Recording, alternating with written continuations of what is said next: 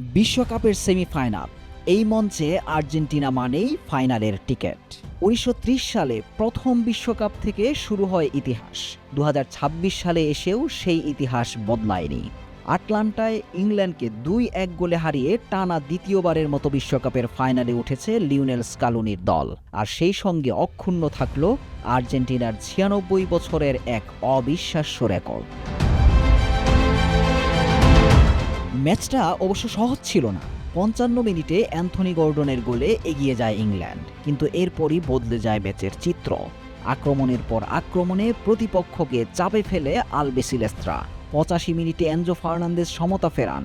যোগ করা সময়ের দ্বিতীয় মিনিটে লিওনেল মেসির নিখুঁত ক্রস থেকে জয়সূচক গোল করেন লটারো মার্টিনেজ। তাতেই নিশ্চিত হয় ২-১ ব্যবধানের নাটকীয় জয়। এই জয়ে আরও সমৃদ্ধ হল আর্জেন্টিনার সেমিফাইনাল ইতিহাস। ১৯৩০, ১৯৮৬, ১৯৯০, ২০১৪, ২০২২ প্রতিবার শেষ চারে উঠে ফাইনালে খেলেছে তারা।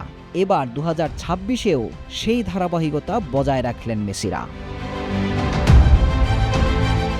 এবার আর্জেন্টিনার সামনে নতুন লক্ষ্য, বিশ্বকাপ শিরোপা ধরে রাখা। টানা ২ বিশ্বকাপ জিতে ইতিহাস লিখতে পারবেন লিওনেল মেসিরা।